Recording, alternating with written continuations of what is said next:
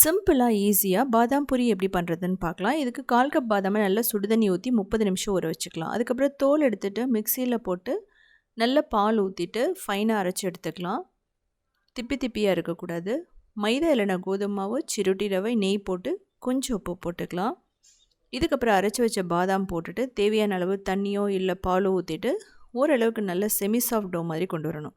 20 நிமிஷம் விட்டதுக்கப்புறமா தேவையான ஷேப்பில் நம்ம கட் பண்ணிவிட்டு தின்னாக தேய்ச்சி எடுத்துக்கலாம். நல்லா தின்னாக இருக்கணும்.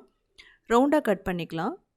இதுக்கப்புறம் இது மேலே நெய் தடவிட்டு கொஞ்சம் மாவு தூவிட்டிங்க அப்படின்னா லேயர்ஸ் வரும். இது மாதிரி மடிச்சுட்டு நம்ம ஒரு கிராம்பை வச்சு இதை சீல் பண்ணிடலாம். அப்போ தான் வந்து ஃப்ரை பண்ணும்போது வெளியே வராது. எப்படி இருக்குது பாருங்கள் அழகாக. இப்போ நல்லா சூடான எண்ணெயில் போட்டு கிறிஸ்பியாக கோல்டன் ப்ரௌனாக வர வரைக்கும் ஃப்ரை பண்ணி எடுக்கணும். லோ மீடியம் ஃப்ளேமில் வச்சுட்டு நீங்கள் பண்ணலாம். ரொம்ப சூடான ஆயிலில் போட்டிங்க அப்படின்னா ப்ரௌன் ஆகிடும். ஸோ அதை வந்து பார்த்துக்கணும். இதுக்கு சுகர் சிரப் ரெடி பண்ணணும். வெல்லம் ரெடி பண்ணலாம் நீங்கள். இப்போது சுகர் அதுக்கப்புறம் தண்ணி ஊற்றிட்டு ஒரு கம்பிப்பதம் வரணும். ஃப்ளேவருக்கு ஏலக்காய் சேஃப்ரானும் போட்டுக்கலாம். ஒரு கம்பிப்பதம் வந்தோடனே இதை போட்டுட்டு நம்ம ஆஃப் பண்ணிவிட்டு மிக்ஸ் பண்ணிவிடுங்க. பர்ஃபெக்டாக ரெடி ஆகிடும் பாதாம் பூரி.